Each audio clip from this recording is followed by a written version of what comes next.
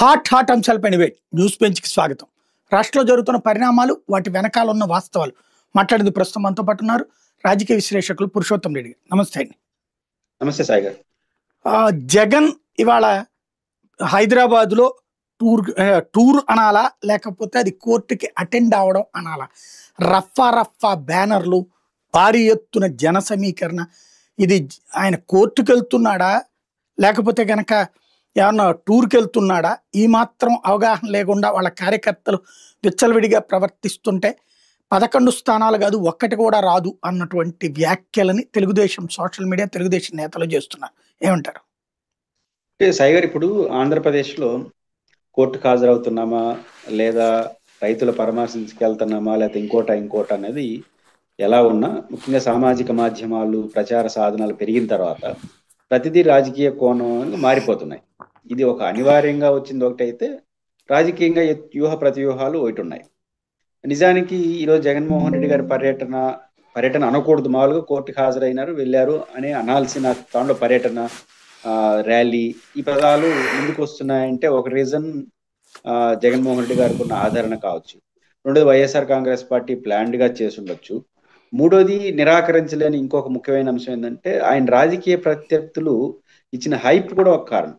నిజానికి ఈరోజు కోర్టుకి ఎందుకు వెళ్ళాడైనా అనేది పక్కన పెట్టేసి, ఇంకా రెగ్యులర్ అండ్ ఏదైతే సాధారణ మినహాయింపు కేసు హాజరులో, వాయిదాలకు హాజరులో ఆయనకున్న సాధారణ మినహాయింపుకి సంబంధం లేని కేసు ఇది. ఈ రోజు హాజరు పూర్తిగా యూరోప్ పర్యటనకి వెళ్ళారు.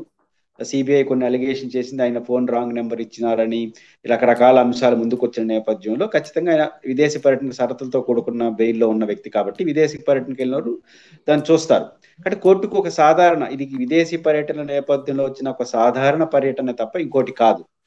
దీన్ని తీసుకెళ్ళి సంబంధం లేనటువంటి ట్రయల్స్ జరుగుతున్నట్టు. ఇప్పుడు యాక్చువల్గా జగన్మోహన్ రెడ్డి గారి కేసు డిశ్చార్జ్ పిటిషన్, అందువల్ల సాధారణ మినహాయింపు ఆయనకు వచ్చింది. ఇప్పుడు ఆయన రెగ్యులర్ కోర్స్ జరిగిపోతున్నట్టు, ఆయన అడిగిన పర్మిషన్ ఇనట్టు, ఆయన త్వరలోనే బెయిల్ రద్దయిపోతూ, కేసు శిక్ష పడిపోతున్నట్టు, ఇన్ని రోజులు తప్పించుకున్న, ఇట్లన్నీ హైప్ క్రియేట్ చేస్తూ వచ్చారు. 2 రోజులుగా ఇంకొక వార్త కూడా వచ్చింది.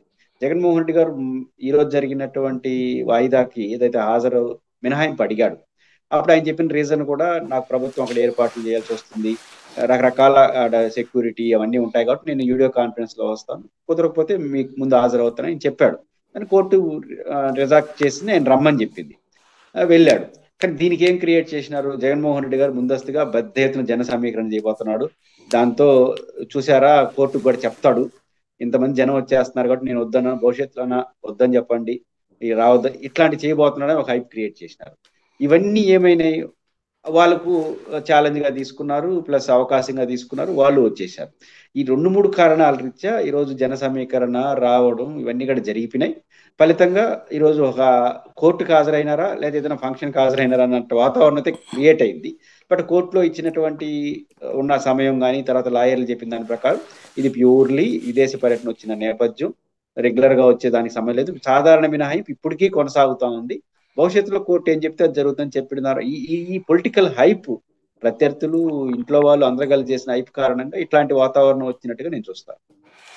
ఇవాళ అక్కడే వివేకానంద రెడ్డి హత్య కేసుకు సంబంధించి సిబిఐ కోర్టు విచారణ కోసం అని చెప్పి అటెండ్ అయినటువంటి సునీత ఎదురుపడిన మొహం కూడా చూడలేదు, తిప్పుకుని వెళ్ళిపోయాడు, అంత నిర్లక్ష్యం. అట్లాగే నిన్న షర్మిల ఆంధ్రజ్యోతి వాళ్ళతో మాట్లాడుతూ, నేను దూరం పెట్టలేదు, మా అన్ననే నన్ను దూరం పెట్టాడు అన్నటువంటి మాట. వీటిని ఎలా చూడాలి? అంటే అన్నదమ్ములు, అన్నా చెల్లెళ్ళు వ్యవహారాలు వాళ్ళ పర్సనల్ కావచ్చు, కానీ దగ్గర బేసిక్ గా ఆయన పట్టించుకున్నాడా పట్టించుకోలేదా పక్కన పెడితే, జగన్మోహన్ రెడ్డి గారు లేదా వైఎస్ వివేకానంద రెడ్డి హత్య కేసులో ఎవరి పాత్ర ఏంటి, ఎవరి యొక్క వ్యవహార శైలి ఏంటి అన్నది లీగల్ ప్రొసీజర్ లో తేలనివ్వండి, ఎవరి అభిప్రాయాలు వాళ్ళకు ఉన్నాయి. బట్ ఈ మొత్తం ఎపిసోడ్ లో జగన్మోహన్ రెడ్డిని ఎంత ఇబ్బంది పెట్టేసినారు అంటే, రాజకీయంగా నేను అంటుంది, లీగల్ గా మీరు ఏం చేయదలుచుకున్నారు చేయండి, ఒకవేళ జగన్మోహన్ రెడ్డి గారు లేదా వాళ్ళు ప్రోత్సహిస్తున్నారని మీరు అనుమానం ఉంటే లీగల్ గా ప్రొసీడ్ కాండి, దాన్ని ఏమి అభ్యంతరం చెప్పరు. కానీ ఎన్నికల అంశంగా మార్చేసినారు కదా. మొన్న జరిగిన ఎన్నికల్లో ఇద్దరు, శర్మిల గారు కావచ్చు, సునీత గారు కావచ్చు, ఎన్నికల అంశంగా మార్చేసినారు కదా వివేకానంద రెడ్డి గారి కేసుని. అల్టిమేట్ గా అలా మార్చడం వల్ల నష్టం లాభం పక్కన పెడితే జగన్ గారు సమాధానాలు చెప్పుకోవాల్సిన పరిస్థితి ఏర్పడింది కదా. కాబట్టి జగన్మోహన్ రెడ్డిగా ఎన్నికలు అనేది ప్రతి రాజకీయ పార్టీకి లైఫ్ అండ్ డెత్ సమస్య. అంటే ఆ ఎన్నికలు అనేది ఒక సార్వత్రిక ఎన్నికలో గెలుపోవటం మధ్య ఉన్న జగన్మోహన్ రెడ్డి గారిని దాదాపు ఈ కేసులో ఆయనే సమస్య కారణం అన్నట్టుగా మాట్లాడేసినారు. ఎంపీగా పోటీ చేసి కొంగుబట్టి ఆమె అడిగారు, ఒక ఆడబిడ్డగా అడుగుతున్నాను, వివేకానంద రెడ్డి గారి మరణానికి వాళ్ళ కారణం అని మీరు నమ్మేట్టుకుంటే నాకేయండి, లేకపోతే వాళ్ళకేయండి మీ తీర్పు, ఇంత దూరం వెళ్ళిపుచ్చినారు. కాబట్టి ఇంత దూరం వాళ్ళు వెళ్ళిపోయిన తర్వాత ఇప్పటికి కూడా జగన్మోహన్ రెడ్డిని జగన్మోహన్ రెడ్డి గారు అర్థం వచ్చేట్టుగా టార్గెట్ చేస్తున్నప్పుడు సునీత గారిని ఆయన ఎలా పలకరిస్తాడు, ఎలా పలకరించాలని వీళ్ళు అనుకుంటారు. బస్ ఆమె కూడా అనుకుంటుందని నేను అనుకోను. ఆమె అనుకుంటుందని ఈ రోజు చెప్పడం తప్ప ఆమె మాత్రం ఇంత దూరం వెళ్ళిన తర్వాత ఆయన పనికరించడం ఆమె ఎందుకు అనుకుంటుంది. కాబట్టి ఈ పలకరింపులు ఆప్యాయతలు కట్ అయినాయి. ఇంకా శర్మిలా గారికి అయితే అధికారికంగానే నేషనల్ ట్రిబ్యునల్ అనుకుంటాను ఈ రిజిస్ట్రేషన్ ఆయన షేర్లు విక్రయాలకు షేర్లు బదలాయింపుకు సంబంధించిన నేషనల్ ట్రిబ్యునల్ కి జగన్ గారు లెటర్లో రాశాడు కదా, ఒక అభిమానంతో ఆప్యాయతతో నా అమ్మ ద్వారా చెల్లికి ఇవ్వాలనుకున్నాడు ఆ షేర్లు అనుకుంటాను, ఆ సరస్వతి సండూర్ పవర్ ప్లాంట్ వాటికి సంబంధించి. అది పోయిందని రాశాడు ఆయన పేపర్లోనే. అది పోయింది కాబట్టి నేను విత్డ్రా చేసుకుంటున్నాను, అది తిరిగి వస్తే అప్పుడు చూస్తాను. ఆ రాజకీయ ప్రత్యర్థిగా మారిపోయారు, ఆ అభిమానం మొత్తం పోయింది, అందువల్ల నేను ఏ అభిమానంతో అయితే వాళ్ళకి ఇవ్వాలనుకున్నా అది పోయింది కాబట్టి దాన్ని విత్డ్రా చేసుకుంటున్నాను, నేనే తీసుకుంటున్నాను, భవిష్యత్తులో పునరావృతి అయితే మళ్ళీ చూద్దాం అంటే అక్కడ ఆన్ రికార్డ్ రాశాడు పోయిందని అభిమానం, నా చెల్లెలు అభిమానం పోయిందని చెప్పినాడు, ఆన్ రికార్డుగా రాసినాడు కదా. కాబట్టి జగన్మోహన్ రెడ్డి గారికి ఇద్దరు చెల్లెలకి మధ్య ఆ గ్యాప్ వచ్చేసింది. అది రాజకీయ కారణాలతో వచ్చింది, వ్యక్తిగత కారణాలతో వచ్చేసింది. వచ్చేసిన తర్వాత దూరం పెట్టకుండా ఆయన ఎట్లుంటాడు, దగ్గర కావాలని మీరెందుకు అనుకుంటున్నారు? రాజకీయంగా విడిపోయినారు, కుటుంబ పరంగా ఇష్యూస్ వచ్చేసిన తర్వాత ఇంకా జగన్ గారి దగ్గరగా ఉండాలని కోరుకొని అనుకుంటే అది వాళ్ళు తప్పు అవుతుంది. అంటే జగన్మోహన్ రెడ్డి గారు వాళ్ళు దూరం అయినారంటే తప్పు శర్మిలా గారు చేసిందా, సునీత గారు చేశారని నేను అనట్లేదు. బట్ అంత దూరం అయితే వెళ్ళిపోయింది వ్యవహారం. అన్నదమ్ములైనా ఇంకోరైనా కలిసి ఉండలేనంత వాతావరణం వచ్చింది. దానికి మీరు కూడా ఒక కారణం అయినారు కదా. అలాంటప్పుడు ఇంకా ఆయన చూడలేదు, నమస్కారం పెట్టలేదు అనడంలో అర్థం లేదు. జగన్ చాలా కాలం తర్వాత హైదరాబాద్కి ఒక ఎత్తు అయితే, అంటే ఈ మధ్య కాలంలో తను వీకెండ్స్కి వెళ్తున్నది బెంగళూరే, హైదరాబాద్ మానేశాడు. ఇదివరకు హైదరాబాద్ నుంచి కార్యకలాపాలని పేరు లోటస్ పాండ్ నుంచి. ఇప్పుడు లోటస్ పాండ్ చాలా రోజుల నుంచి షర్మిల వినియోగిస్తోంది. జగన్ కానీ భారతి కానీ అసలు అటు వెళ్తున్నటువంటి దాఖలాలు, విజయమ్మ అక్కడికి వెళ్తున్నటువంటి దాఖలాలు మాత్రం ఉన్నాయి. ఇప్పుడు జగన్ మళ్ళీ అక్కడికి వెళ్ళడం అంటే అక్కడి నుంచి కార్యకలాపాలు నడుపుతారు అనుకోవాలా? జగన్ ఆ లోటస్ పాండ్ని అమ్మాయి తీసేసుకుందన్నటువంటి ప్రచారం కూడా జరిగింది. దీన్ని ఎలా చూడాలి? సాయిగర్, నేను లోటస్ పాండ్ లోపలికి వెళ్ళలేదు కానీ చూశాను. లోటస్ పాండ్ రెండు వైపులా 4 డివిజన్స్ గా ఉంటాయి. ఒకవైపు ఆఫీసులుగా నిర్వహిస్తున్నారు, వైఎస్ఆర్సీపీ ఇప్పుడు హాస్పిటల్ ఉన్నట్టుంది. ఆ పక్క వాళ్ళు చారిటీ ఏదో అనిల్ గారు నిర్వహిస్తున్నట్టు ఒక సైడ్.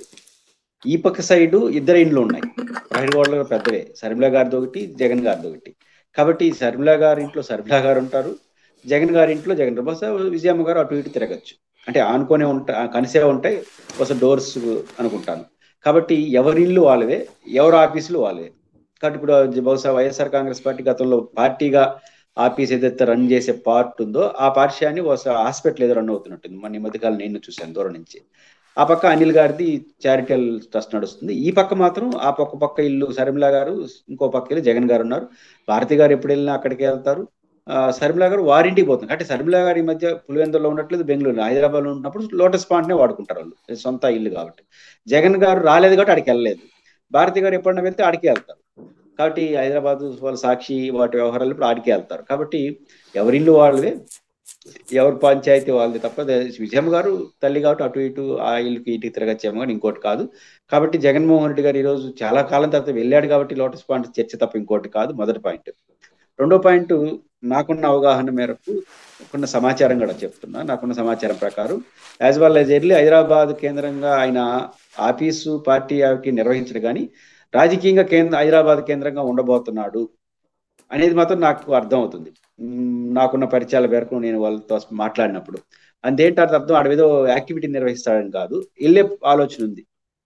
బహుశా నెక్స్ట్ ఇయర్ నుంచి అది బహుశా ఈ కేసు ఉంది కాబట్టి ఇప్పుడు వెళ్ళాడు కానీ సంక్రాంతి తర్వాతనో అటు ఇటుగా ఆయన రెగ్యులర్ గా హైదరాబాద్ కి అప్పుడప్పుడు, అంటే అక్కడ కూడా ఆయన అభిమానించే వాళ్ళు ఉన్నారు. ఒకటైతే తెలుగుదేశం అనుభవం కూడా ఆయన కొంచెం క్లారిటీ వచ్చినట్టుంది. మీకు గుర్తుంటే చంద్రబాబు నాయుడు గారిని అరెస్ట్ అయినప్పుడు ఆంధ్రప్రదేశ్ లో రాజకీయ రచన హైదరాబాద్ లో బాగా జరిగింది. అంటే పెద్ద ఎత్తున హైదరాబాద్ లో ఉన్నటువంటి మన రాయలసీమ వాళ్ళు కావచ్చు, కోస్తా వాళ్ళు కావచ్చు, చంద్రబాబు నాయుడు గారిని తెలుగుదేశం అభిమానించి పెద్ద సంఖ్యలో ఉంటారు తెలుగు వాళ్ళు. కాబట్టి ఉమ్మడి రాష్ట్రానికి ఆయన ముఖ్యమంత్రి కాబట్టి ఆడ కేంద్రంగా ఎన్ని యాక్టివిటీస్ చేశారు. ఒక పెద్ద పబ్లిక్ మీటింగ్ నిర్వహించారు గ్రౌండ్ లో. తర్వాత ఆయన అరెస్ట్ అయినప్పుడు నిరసన కార్యక్రమాలు చేసినారు. ఇక్కడ హైదరాబాద్ కేంద్రంగా ఆ యాక్టివిటీ చేయడం ద్వారా దాని ఇన్ఫ్లుయెన్స్ ఖచ్చితంగా ఆంధ్రప్రదేశ్ మీద పడుతుంది. హైదరాబాద్ అనేది మల్టీ సెంటర్. రెండోది అక్కడ ఓటర్లు కూడా ఏపీ వాళ్ళు ఉంటారు కాబట్టి దాన్ని మనం ఎందుకు వదలాలి? జగన్మోహన్ రెడ్డి గారు కూడా ఏమీ మాత్రం తీసుకోకుండా తెలుగుదేశం పార్టీకి ఎట్లా ఉంటారో జగన్ గారిని అభిమానించి ఉంటారు. అటు సిఆర్ఎస్ కో లేకపోతే తెలుగుదేశం బీజేపీకో కాంగ్రెస్ కో ఓటేయచ్చు. బట్ జగన్ అభిమానించి ఉంటారు కదా, వాళ్ళని ఎందుకు అక్కడ కేంద్రం చేసి మనం మాట్లాడకూడదు, వాళ్ళు కేంద్రంగా ఎందుకు రాజకీయాలు చేయకూడదు అనే ఆలోచన జగన్ గారికి వచ్చినట్టుంది. మోస్ట్లీ నేను అనుకుంటుంది వచ్చే ఇయర్ నుంచి రోజు వారం అన్నాను కానీ ఒక సోషల్ మీడియా ఇట్లాంటి యాక్టివిటీ అక్కడి నుంచి జరిగే అవకాశాలు ఉన్నాయి. ఖచ్చితంగా పొలిటికల్ యాక్టివిటీ జగన్మోహన్ రెడ్డి గారు హైదరాబాద్ కేంద్రం కూడా భవిష్యత్తులో చేయబోతాడు అనేది క్లియర్. కాదు అది నెక్స్ట్ ఇయర్ అంటూ నాకున్న సమాచారం. బట్ ఈ కేసు వాళ్ళు ఈ రోజు వెళ్ళాడు, మాట్లాడొచ్చాడు. యాజ్ వెల్ యాజ్ పాసిబుల్ ఎర్లీగా ఆయన హైదరాబాద్ కేంద్రంగా కూడా తన రాజకీయాలు చేస్తాడు అనేది అర్థం అవుతుంది. రైట్. ఈ వారంలో మరొక కీలకమైనటువంటి అంశం వైఎస్ఆర్ కాంగ్రెస్ పార్టీ అధికార ప్రతినిధి వెంకటరెడ్డి అరెస్టు. ఆ తర్వాత కోర్టులో అంటే ఇంట్లో జడ్జి గారి ఇంటి దగ్గరే బెయిల్ ఇచ్చేశారు. దీన్ని ఎలా చూడాలి? సాయి గారు, వెంకటరెడ్డి గారి కేసుకు సంబంధించినంత వరకు నాకున్న అవగాహన మేరకు ప్రభుత్వం యొక్క తొందరపాటు చర్య, ప్రభుత్వం అంటే పోలీసు ఎవరైనా కావచ్చు, తొందరపాటు చర్య రాజకీయంగా దురుద్దేశంతో చేశారు అనే విమర్శలు వాళ్ళు చేసిన పొరపాటు వల్ల మూట కట్టుకున్నారు. నెంబర్ 1 నా పాయింట్ ఏంటంటే, ఒక ఏవిఎస్ఓ స్థాయి అధికారి చనిపోయారు. అంటే గతంలో ఏవిఎస్ఓ పనిచేస్తారు, ఇప్పుడు ఆర్మడ్ రిజర్వ్ ఫోర్స్ ఫ్రమ్ రైల్వేలో పనిచేస్తున్నారు సతీష్ కుమార్ గారు. సరే, ఆయన ఎందుకు చనిపోయాడు, కారణాలు ఏంటి అనేది విచారణలో ఉంది కాబట్టి మనలాంటి బాధ్యత గల వ్యక్తులు మాట్లాడాల్సిన అవసరం లేదు, మాట్లాడకూడదు కూడా. బట్ ఈ క్రమంలో చనిపోయిన సందర్భంలో వైఎస్ఆర్ కాంగ్రెస్ పార్టీ ఏం ఆరోపిస్తుంది, ఆయన ప్రభుత్వ ఒత్తిడి భరించలేకుండా చనిపోయారని, లేకపోతే మా పేర్లు చెప్పమంటే చెప్పలేదు కాబట్టి చనిపోయిన ఒత్తిడి చేశారని ఒక యాంగిల్. దాని కౌంటర్ యాంగిల్ అసలు మీరే చంపేసినారు, దీని కారకుడు కరుణాకర్ రెడ్డి, ఇట్లాంటి చర్చలు వీళ్ళు చేసినారు. ఈ రెండు తప్పే. ఎందుకంటే ఒక వ్యక్తి చనిపోయినాడు, అనుమానాస్పద మృతిగా భావించాల్సి వస్తుందని ప్రైమరీగా డాక్టర్లు చెప్పినారు. పోస్ట్ మార్టం రిపోర్ట్ అఫిషియల్గా ఏముంది, అయితే పోలీసులు ఏమి నిర్ధారిస్తారో వాళ్ళు తేల్చనివ్వండి. అది తేలేంత వరకు పొలిటికల్ పార్టీ లీడర్లు కానీ ఇన్ఫ్లుయెన్స్డ్ పర్సన్స్ కానీ ఏమీ మాట్లాడకూడదు. మీకు ఏదైనా సమాచారం చెప్పాలి. ఈ స్పిరిట్ గా ఎవరు మాట్లాడినా తప్పే, వెంకటరెడ్డి మాట్లాడినా తప్పే. పాయింట్ ఏంటంటే ఆ సూత్రం వెంకటరెడ్డికే వర్తింపదలుచుకున్నారా? ఇక్కడ పొరపాటు చేసింది అధికారంలో ఉన్న వాళ్ళు. వెంకటరెడ్డి ఒకటి ఈ మాట్లాడినాడా తప్పు అని అనుకుంటే ఇంకా ఘాటుగా పేర్లే చెప్పారు. వెంకటరెడ్డి చెప్పింది బహుశా ప్రభుత్వ హత్య అంటే ఇది బ్రాడర్ సెన్స్, XYZ అని చెప్పలేదు. ఈ డైరెక్ట్ గా XYZ చెప్పేస్తున్నారే, మరి దాన్ని ఏమంటారు? కాబట్టి ఖచ్చితంగా ఈ ఎపిసోడ్ లో వెంకటరెడ్డితో పాటు ఎవరైతే మాట్లాడినారో వాళ్ళందరికీ నోటీసులు ఇవ్వండి.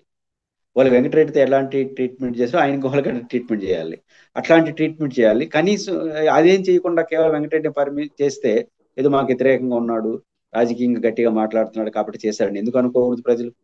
కాబట్టి తెలుగుదేశం పార్టీ అది స్వయంకృత అపరాధం. ఈ రెండోది, ఇప్పుడు అయిపోయిన తర్వాత ఒక స్టెప్ తీసుకోవాలి కదా. ఇప్పుడు వెంకటరెడ్డి లాగా బహిరంగ ఎవరు మాట్లాడారు, వాళ్ళందరికీ కనీసం నోటీసు ఉంది. వెంకటరెడ్డికి కూడా నోటీసులు ఇచ్చుంటే సరిపోయింది. వెంకటరెడ్డికి నోటీసులు, ఇతరులు ఎవరైతే మాట్లాడారో ఈ ఎపిసోడ్ లో కొన్ని అలిగేషన్స్ చేస్తూ వచ్చారో వాళ్ళకి ఏం ఆధారాలు లేవు, పోలీసులు చెప్పలేదు.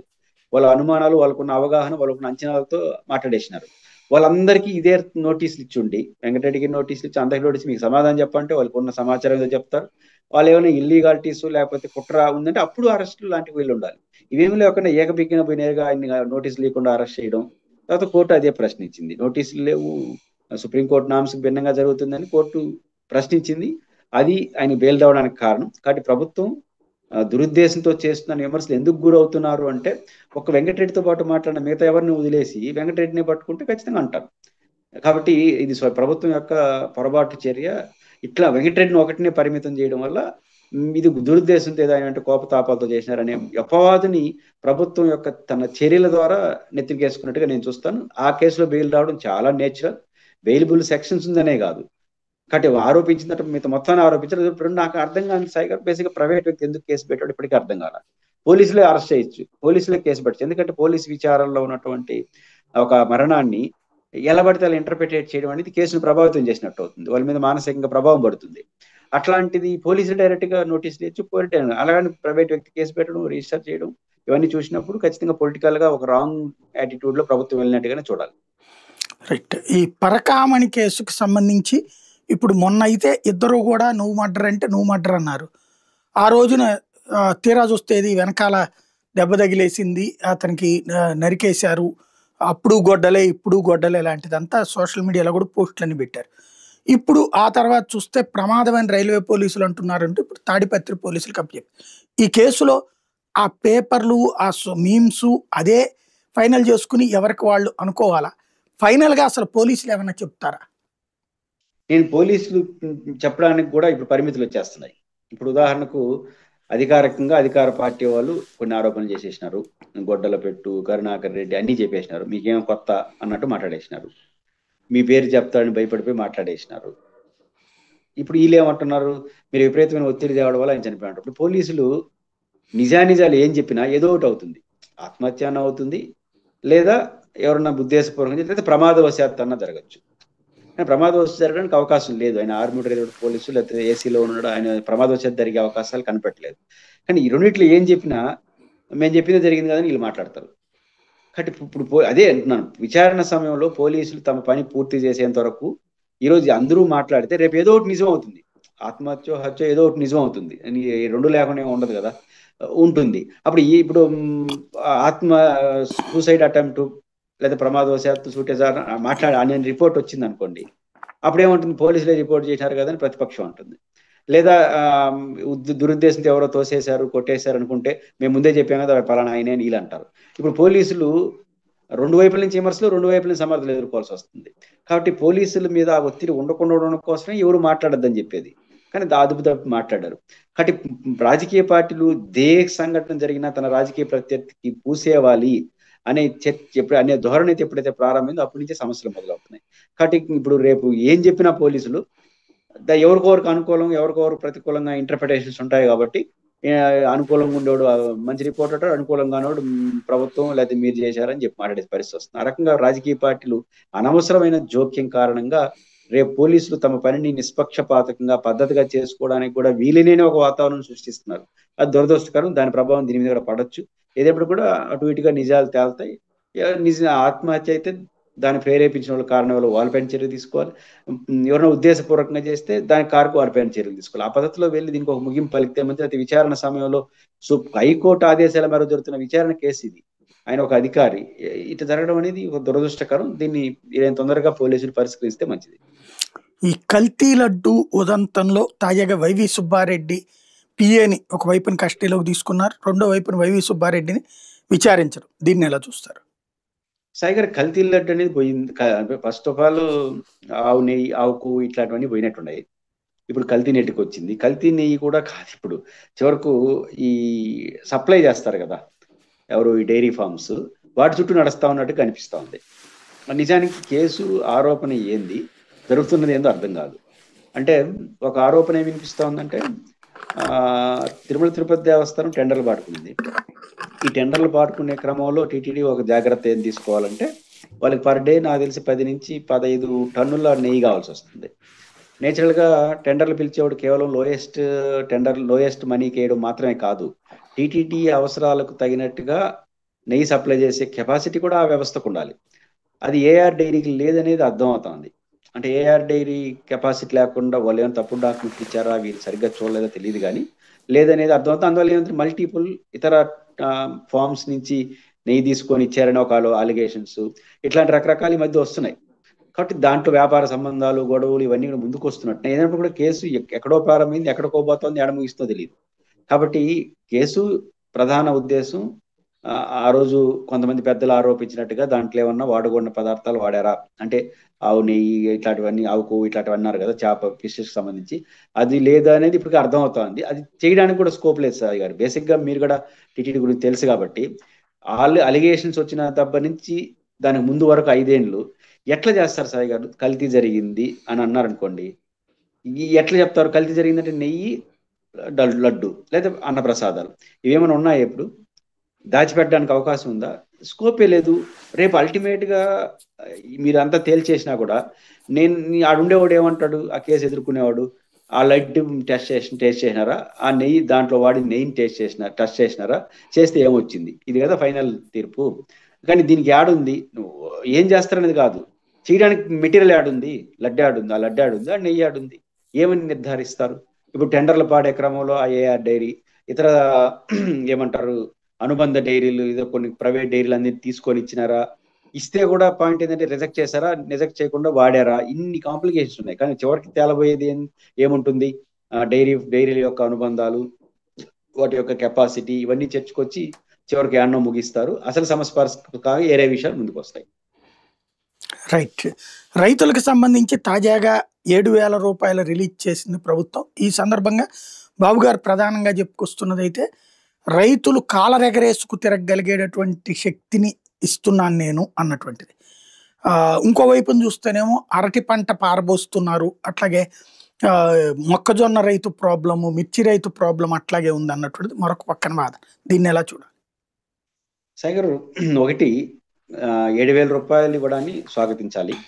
ఎన్నికల హామీల్లో భాగంగా అంటే వాళ్ళు చెప్పిన స్పిరిట్ ఏదంటే జగన్మోహన్ రెడ్డి గారి లాగా మేము మా వాటాన్ని కేంద్ర వాటాన్ని కలుపుకొనేవాము అనేది ఉల్లంఘించారు. ఒకేసారి ఇచ్చేస్తాం, ఈ రెండు ఉల్లంఘించారు. కానీ జగన్మోహన్ రెడ్డి మార్గంలో వెళ్ళారు. కాళ్ళు రెగరేసుకొని తిరుగుతున్నారు అనేది, అంటే ఈ రైతు భరోసా కారణంగా కాళ్ళు రెగరేసుకొని తిరుగుతారు అన్నది మీ అభిమతం అయితే, గతంలో దీనికి సృష్టికర్త జగన్మోహన్ రెడ్డి గారు, అంటే ఆయనకు కూడా వాటా ఉంటుంది. పవిత్ర 4-5 ఏళ్ళు ఆయన కూడా ఇచ్చినాడు. కాబట్టి ఆ రోజు ఇట్లా అనలేదు కదా, దానికి భిన్నంగా మాట్లాడినారు.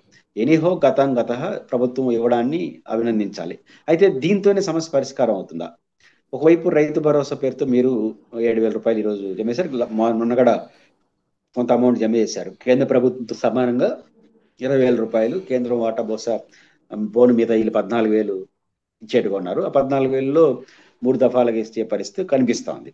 అయితే సాయి గారు, ఒక విలువైన అంశాన్ని, రైతుల యొక్క ఆందోళన ఈరోజు రాష్ట్రానికి తెలియాలి. దానికి మా చిత్తూరు జిల్లా ఎక్స్పీరియన్స్ మీకు చెప్తాను. First of all, Jaganmohan Reddy గారు 54 లక్షల మంది రైతులకు ఇన్సూరెన్స్ చేశాడు. గవర్నమెంట్ నుంచి డబ్బులు కట్టారు. ఈ ప్రభుత్వం వచ్చిన తర్వాత ఆ వైపు చేయకపోగా 19 లక్షల మంది రైతులు లోన్లు ఎవరైతే చేసుకుని వాళ్ళే ఇన్సూరెన్స్ కి ఏబుల్ ఉన్నారు. ఈ రోజు ఎక్కడ నష్టం జరిగితే ఆ డబ్బులు వాళ్ళకు ఇన్సూరెన్స్ లేని వాళ్ళ పరిస్థితి ఏంది? అది ఇన్సూరెన్స్ ఉంటే ఇంకో రకమైన లబ్ధి వచ్చినది. ఇప్పుడు ప్రభుత్వాలు ఏమంటాయి? వరదలు, ఇప్పుడు కృష్ణా జిల్లా, కృష్ణా గుంటూరు ఆ ప్రాంతంలో వరదలు వచ్చినాయి కదా, వాళ్ళకి మేము మరిగైన ప్యాకేజ్ ఇస్తాం అంటారు. ఆ ప్యాకేజీ ఎలా ఉంటుంది అనేది మా చిత్తూరు జిల్లా లేటెస్ట్ ఎగ్జాంపుల్ మీకు చెప్తాను. లేటెస్ట్ ఎగ్జాంపుల్ ఇది ప్రపంచానికి కూడా తెలియాలి. సాయి గారు, మీకు గుర్తుంది, బంగారుపాలెం మామిడి రైతుల సమస్యలపైన జగన్మోహన్ రెడ్డి గారు పర్యటనకు వచ్చారు. అప్పుడు అది పెద్ద ఒత్తిడి అయింది, రాజకీయ దుమారలేదు. ఆ సందర్భంగా ప్రభుత్వం ఏం చేసిందంటే, దాదాపు 45,000 మంది రైతుల నుంచి 45,000 మంది, అన్నమయ్య జిల్లా, చిత్తూరు జిల్లా మరియు తిరుపతి జిల్లా, ఈ 3 జిల్లాల పరిధిలో ఉన్నటువంటి మామిడి రైతుల నుంచి దాదాపు 4.5 మిలియన్ టన్నులు అనుకుంటాను, దాదాపు పెద్ద మొత్తంలో ప్రతి రైతు నుంచి జగన్మోహన్ రెడ్డి పర్యటన, ఇతర రాజకీయాలను బులుముకోవడంతో సీఎం గారి ఆదేశాలు, ప్రభుత్వం ఆదేశాలతో కలెక్టర్ సాహిత్యంలో ప్రభుత్వ యంత్రాంగమే దాదాపు 4.5 మిలియన్ టన్నులు అనుకుంటాను మామిడిని తోలారు. తోతాపూరి మామిడిని ఫ్యాక్టరీలు తోలినారు. అప్పుడు ప్రభుత్వం చెప్పిందంటే, సాయి గారు, ప్రభుత్వం 4 రూపాయలు ఇస్తుంది పర్ కిలో, ఫ్యాక్టరీ 8 రూపాయలు ఇస్తుంది అని ఆ రోజు చెప్పి ప్రభుత్వ యంత్రాంగమే తోలింది. ఎక్కడికి? తోతాపూరి మామిడిని ఫ్యాక్టరీలకి, జ్యూస్ ఫ్యాక్టరీ, గుజ్జు ఫ్యాక్టరీ తోలారు. ఎనఫ్, బాగుంది. ఎప్పుడు జరిగింది ఇది? నెలల క్రితం జరిగింది. చివరకు 4 నెలలైనా కూడా రూపాయి రాకపోయేసరికి ప్రభుత్వం వాటా ఇవ్వలేదు, ఫ్యాక్టరీ వాళ్ళు అసలు ఇవ్వలేదు. అప్పుడు రైతులంతా ఆందోళన చేసినారు. ఆందోళన చేయడానికి సిద్ధపడడంతో వైఎస్ఆర్ కాంగ్రెస్ పార్టీకి సంబంధించిన అధికారపతి రోజా గారు, వీళ్ళందరూ కూడా సోషల్ మీడియాలో సీరియస్ గా స్పందించిన తర్వాత ప్రభుత్వం ఏం చేసిందంటే, సాయి గారు, 160 కోట్ల రూపాయలు వాళ్ళ వాటా 4 రూపాయలు బ్యాంకుల్లో వేసేసింది. ఏది? 4 నెలల తర్వాత. ఇప్పటికీ సాయి గారు, వారం 10 రోజుల ముందు వరకు, అక్టోబర్ ఎండింగ్ వరకు ప్రైవేట్ ఫ్యాక్టరీ ఇవ్వాల్సిన 8 రూపాయలు వేయలేదు. ఇప్పుడు లేటెస్ట్ గా నేను టీవీలో ఇది నంబర్ ఆఫ్ టైమ్స్ మాట్లాడాను. అది చూసిన ఒక రైతు నాకు ఒక మెసేజ్ పంపాడు. సార్, మీరు చెప్పారు, ఈ రోజు లేటెస్ట్ గా జరిగింది ఏంటి సాయి గారు, 8 రూపాయలు ఇస్తానన్నటువంటి తోతాపూరికి 4 రూపాయలు వేస్తున్నారు ప్రైవేట్ ఫ్యాక్టరీ వాళ్ళు. అంటే ప్రభుత్వం వేసింది అంతే కదా, మేము కూడా అంతే వేస్తాం, అంతకుమించి ఏమీ అని చెప్తున్నారట. అంటే సగానికి సగం 360 కోట్ల రూపాయలు ఇవ్వాలి ఎవరు? ఈ ప్రైవేట్ ఫ్యాక్టరీలు. 360 కోట్ల దాకా ఇవ్వాల్సి వస్తుంది. 360 కోట్ల దాకా ఇవ్వాల్సి వస్తుంది. ఆ 360 కోట్ల రూపాయలు సగం ఇవ్వబోతున్నారు.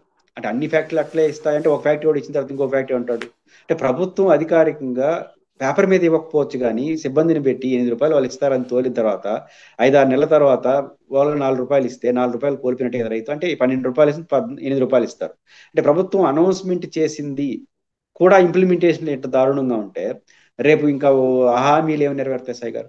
కాబట్టి రైతులు గిట్టుబాటు ధర ముఖ్యంగా రాయలసీమలో చాలా ఇబ్బందిగా ఉంది. రాయలసీమలో మీకు తెలుసు వర్షాభావం లేకపోతే నీళ్లు సౌకర్యం తక్కువ కాబట్టి వాణిజ్య పంటలు వేస్తారు సాయి గారు. మామిడి కావచ్చు, అదేవిధంగా అరటి కావచ్చు, చీనీ కావచ్చు, అట్లే విధంగా ఎర్రగడ్డ అంటాం కదా, ఈ ఉల్లి కావచ్చు, ఇవన్నీ రాయలసీమలో ఎక్కువ ఉంటాయి. అవన్నీ ఈ రోజు మార్కెట్ ధర లేకుండా ఇబ్బంది పడిపోతున్నారు, తోసేస్తున్నారు. అంటే ఆ పంట కోసి మార్కెటింగ్ చేసేదానికి అయ్యే ఖర్చు కూడా రావట్లేదు కాబట్టి అది కూడా అదనపు ఖర్చు పెట్టుబడితో పాటు దాన్ని కింద తోలేసి చాలా బాధ అనిపిస్తుంది. కాబట్టి రాయలసీమలో ఇబ్బంది ఉంది. అదేవిధంగా కోస్టల్ ఏరియాలో ఈ పొగాకు రైతుల సమస్య కావచ్చు, పత్తి రైతుల సమస్య ముందుకు వస్తా ఉంది. వాణిజ్య పంటలన్నీ సమస్యకు గురవుతున్నాయి ముఖ్యంగా మార్కెటింగ్ విషయంలో. కారణం ఏంటంటే ఇంటర్నేషనల్ మార్కెట్ లో మనతో పాటు పోటీ పడి ఇతర దేశాల నుంచి వస్తున్న వాటి డామినేట్ చేస్తున్నాయి. ఆ ఒప్పందాలు ఉన్న వాళ్ళకి ఈ చెస్ లాంటిది ఏదో మినహాయింపు ఉన్నట్టుంది, అక్కడ మనం దెబ్బకొడేస్తున్నాం. కాబట్టి రాష్ట్ర ప్రభుత్వం కేంద్రంతో మాట్లాడుకొని వాణిజ్య పంట అనేది ఇంపార్టెంట్ కాబట్టి ఇంటర్నేషనల్ మార్కెట్ లో వచ్చినటువంటి ఈ సిచ్యువేషన్ కొంత సర్దిద్దే ప్రయత్నం చేయాలి. కాబట్టి ఖచ్చితంగా వాణిజ్య పంటలు అనేది రాష్ట్ర వ్యాప్తంగా సమస్య ఉంది. ప్రభుత్వం 7,000 రూపాయలు ఇచ్చేసినారు, బాగానే ఉంది. నేను పండించే పంటకు రూపాయి రావట్లేదు, వాళ్ళు ఏం చేయాలి? కాబట్టి వాణిజ్య పంటల విషయంలో ప్రభుత్వం కేంద్రంతో మాట్లాడుకొని జాగ్రత్త తీసుకోకపోతే మొత్తం ప్రతి వాణిజ్య పంట, ప్రతి రైతు ఇబ్బంది పడే పరిస్థితి అయితే కనపడతా ఉంది. రైట్. ఈ రీసెంట్ గా జరిగినటువంటి బీహార్ ఎలక్షన్స్ కి కూటమిలో భాగంగా తెలుగుదేశం తరపున లోకేష్ వెళ్ళారు, పవన్ కళ్యాణ్ వెళ్ళలేదు. అలాగే ఇప్పుడు ప్రమాణ స్వీకారానికి చంద్రబాబు లోకేష్ వెళ్ళారు, పవన్ కళ్యాణ్ వెళ్ళలేదు. దాన్ని ఎలాగ చూస్తారు? అంటే బేసిక్ గా బీజేపీ వాళ్ళు ఆహ్వానం ఎవరికి ఇచ్చారు అనేది ఒక సమస్య. ఇప్పుడు పవన్ కళ్యాణ్ గారికి బీజేపీ వాళ్ళు ఆహ్వానించుంటే వెళ్లకుండా ఉండే ప్రసక్తి ఉండదు. వాళ్ళు ఆహ్వానించలేదా బీజేపీ వాళ్ళు?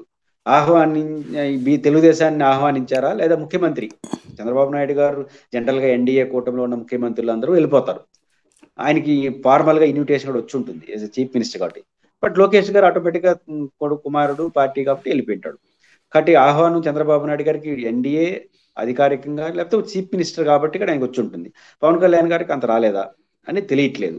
అంటే బీజేపీ వాళ్ళు ఏమో ఆయన పక్కన పెట్టేయడం అనుకూలించి ఉండరు. కానీ నాకు తెలిసి ఆంధ్రప్రదేశ్ నుంచి తెలుగుదేశం కావచ్చు, జనసేన కావచ్చు, వాళ్ళు కోరికల కన్నా ఎక్కువ సాగు చూపిస్తున్నారు. అంటే వాళ్ళ మెప్పుబంధనం కోసమా, వాళ్ళ గుడ్ విల్ కోసం తెలియదు. కానీ ఇప్పుడు లోకేష్ గారు తక్కువ అని నేను అన్న కానీ లోకేష్ గారు బీహార్ను ఎన్నికలను ప్రభావితం చేసే వ్యక్తి అయితే కాదు కదా. కానీ వెళుతున్నారు. ఇప్పుడు హైదరాబాద్ అనుకుని అర్థం చేసుకోవచ్చు, తెలుగు వాళ్ళు ఉంటారు గతంలో దేశం. ఇవన్నీ కనపడుతున్నాయంటే బీజేపీ గుడ్ లుక్ కోసం శతవిధాల ప్రయత్నం అనేది కూటమి ప్రభుత్వాలను చేస్తాయి. మామూలుగా అయితే కూటమి మద్దతు అవసరం ఉన్న వాళ్ళ గుడ్ లుక్ కోసం పెద్దవాళ్ళు ప్రయత్నం చేస్తుంటారు, వీళ్ళని కొంచెం సోపేస్తుంటారు. నేను రివర్స్ లో వాళ్ళని అందరూ సోపేసే పరిస్థితి వస్తా ఉంది. ఏదైనప్పటికీ కూడా ఇది గుడ్ లుక్ కోసం వాళ్ళు చేస్తున్నారు. చంద్రబాబు గారికి ముఖ్యమంత్రిగా ఉన్నారు కాబట్టి అఫీషియల్ ఇన్విటేషన్ వచ్చి ఉంటుంది. లోకేష్ గారు కూడా వెంట వెళ్ళారు. పవన్ కళ్యాణ్ గారికి బీజేపీ నుంచి ఇన్విటేషన్ ఎందుకు రాలేదు, అంత అవసరం లేదనుకున్నారా ఏంటో తెలియదు. కాబట్టి బీజేపీ వాళ్ళ ఆలోచన బట్టి ఆయన పోయిండొచ్చు. రైట్. మరొక అంశం, చంద్రబాబు గారు ప్రమాణ స్వీకారం తర్వాత సాధారణంగా ప్రతి ప్రభుత్వ కార్యాలయంలో ఉండేటువంటి ముఖ్యమంత్రి ఫోటో పెట్టడంతో పాటు పవన్ కళ్యాణ్ ఫోటో కూడా పెట్టమన్నటువంటిది అప్పుడు ఇచ్చిన ఆదేశాలు. ఈ మధ్యన కొన్ని చోట్ల పవన్ కళ్యాణ్ ఫోటో కనిపించట్లేదు ప్రభుత్వ కార్యాలయాలు. దానికి సంబంధించి వాళ్ళని అడుగుతుంటే కోర్టు ఇచ్చిన ఆదేశాల మేరకు అది ముఖ్యమంత్రి ఫోటో ఉండాలి అన్నదే కోర్టు ఆదేశించిందని చెప్తున్నారట. దీన్ని ఎలా చూడాలి? కోర్టు నాకు తెలిసి అట్లాంటి ఆదేశాలు ఇచ్చినట్టుగా ఏమీ లేదు నాకు తెలిసి.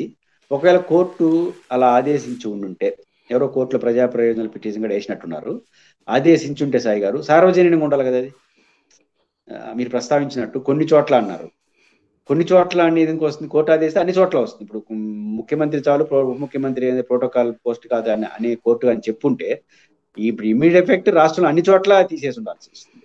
అన్ని చోట్ల తీసుకుని కొన్ని చోట్ల తీసారంటే అధికారుల ఉత్సాహమా లేదా లోకల్ ఉత్సాహమా తెలియదు. కానీ ఇది ఉత్సాహపరులు చేసే పని. కోర్టు తీర్పు వచ్చుంటే సార్వజనికంగా అన్ని చోట్ల ఉండడం లేదా అన్ని చోట్ల తీసేయడం జరుగుతుంది.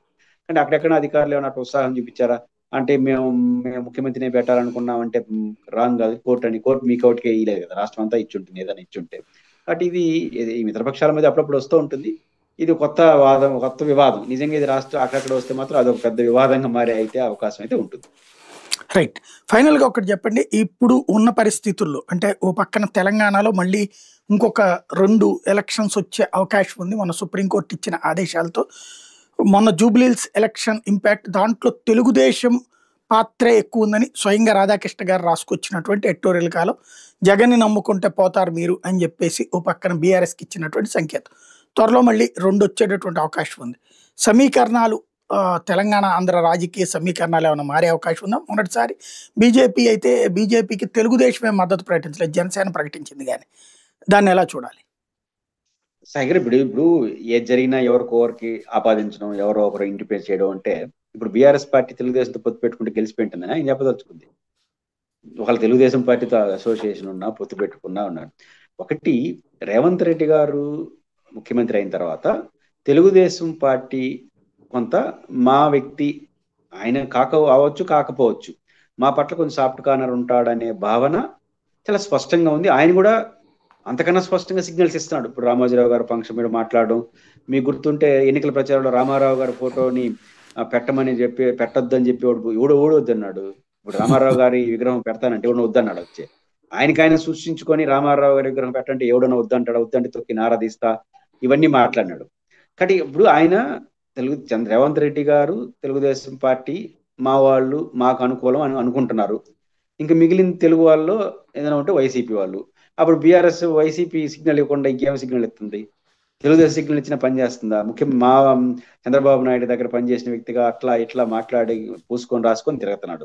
కాబట్టి అది కనబడతా ఉంది రేవంత్ రెడ్డి గారికి సంబంధించి. కాబట్టి అది జరగదు. రెండోది, మన జరిగిన ఎన్నికలు నేను గమనించిన సాగర్, మన పులివెందుల జెడ్పీటీసీ అయినా ఏదైనా సరే కావచ్చు, మారిన రాజకీయ పరిస్థితుల్లో రాజకీయ పార్టీలు ఏకపక్షంగా వ్యవహరించడం వల్ల అధికారంలో ఒక పార్టీ ఉండగా బై ఎలక్షన్స్, చాలా లిమిటెడ్ బై ఎలక్షన్స్, 1, 2, 3 వస్తే ప్రత్యర్థి గెలవడం దాదాపు అసాధ్యం ఆ నిర్ధారణకు వచ్చేవచ్చు.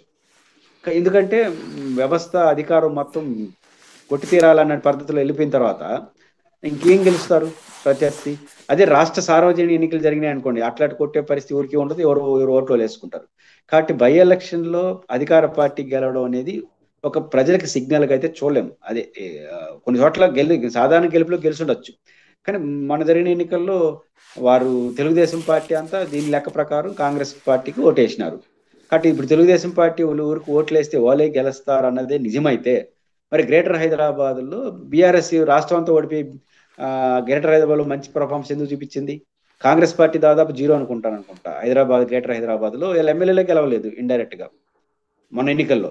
అప్పుడు రేవంత్ రెడ్డి గారు సభల్లో తెలుగుదేశం జెండాలు వెలిసినాయి, తెలుగుదేశం అనుకున్నారు. అట్లాంటిప్పుడు ఎందుకు ఓటేయలేదు గ్రేటర్ హైదరాబాద్ లో? ఒకళ్ళు వేసినా కూడా గెలవలేరు. కాబట్టి గ్రేటర్ హైదరాబాద్ తెలుగుదేశం ఊరనుకుంటే వాళ్ళు గెలిచి అంత సీనియర్ ఉంటే చంద్రబాబు గారు పోటీ పెట్టడా? ఆడగొండ 4 సీట్లు వస్తే నేను రాజకీయం చేయడా? కాబట్టి తెలుగుదేశం పార్టీకి ఎంత బలం ఉందో తెలంగాణలో వైఎస్ఆర్ కాంగ్రెస్ పార్టీకి కూడా అంతే బలం మానసికంగా. జగన్ ఎంత ప్రేమిస్తారో ఆయన ఎంత ప్రేమిస్తారో, వాళ్ళ మనుషులు వాళ్ళు కూడా వీళ్ళ మనుషులు ఉంటారు. అంటే ఈ పార్టీలు అభిమానించే వాళ్ళు సందర్భోచితం. ఇప్పుడు బీఆర్ఎస్ పార్టీ అధికారంలో ఉన్నాను, తెలుగుదేశం ఫ్లేవర్ ఉన్న వాళ్ళందరూ బీఆర్ఎస్ తోనే బాగున్నారు, మనకి ఎందుకులో పంచాయతీ అని. ఇప్పుడు రేవంత్ రెడ్డి ఫ్లేవర్లోకి వచ్చారు, కొంత ఎక్కువ తక్కువ ఉన్నారు. కాబట్టి హైదరాబాద్ లో జరిగే ఎన్నికల ఫలితాలకు ఆంధ్రప్రదేశ్ లో దానికి సంబంధం లేదు. కాబట్టి ఆడ తెలుగుదేశం గెలిపించింది అనుకుంటే, నిజంగా తెలుగుదేశం పార్టీ గెలిపించేంత శక్తే ఉంటే బీజేపీ వాళ్ళు తెలుగుదేశం పిలిస్తే వీళ్ళు కాదంటారా? వాళ్ళు అడిగితే వీళ్ళు కాదంటారా? ఓటింగ్ ప్రభావితం చేయడం బీహార్కే పోగాలింది. నిజంగా అది తెలుగుదేశం ఎవరు అనుకుంటే వాళ్ళు గెలుస్తారని రాధాకృష్ణ గారు చెప్పింది నిజమైతే, ఆయనకున్న సమాచారం కన్నా ఎక్కువ సమాచారం బీజేపీ వాళ్ళకు ఉంటుంది, సెంట్రల్ గవర్నమెంట్ లో ఉన్నారు కాబట్టి. వాళ్ళకి ఆ పరిస్థితి ఉందంటే బీజేపీ పోటీ చేసిన ప్రతి పంపించే రైట్ ఉంది. ఎందుకు? ఎన్డీఏలో వాళ్ళు భాగస్వామి. చంద్రబాబు గారు, లోకేష్ గారు పిలిచి కోకపల్లి ఎన్నికల ప్రచారం చేసి బీజేపీ గెలిచిపెట్టింది. అది కాదు. కాబట్టి ఇవన్నీ కొంచెం ప్రభావితం చేసే ఓట్లే తప్ప వాటికి గెలుపుకు సంబంధం లేదు. అలా సంబంధం ఉందని తెలుగుదేశం పాత్ర అని రాధాకృష్ణ గారు చెప్పింది నిజమైతే బీజేపీ వాళ్ళు ఇమీడియట్ గా చంద్రబాబు గారిని పిలిచి మా మద్దతు ఏం చెప్పుంటారు. కాబట్టి ఆయన ఇచ్చుంటాడు కూడా లోపల ఎలా ఉన్నా. కాబట్టి ఇవన్నీ అపోహలు తప్ప ఇంకోటి కాదు. థ్యాంక్ యూ వెరీ మచ్ అండి. ఇది రాష్ట్రంలో జరుగుతున్నటువంటి కీలకమైన పరిణామాలు, వాటిలో ఉన్నటువంటి రెండవ కోణం.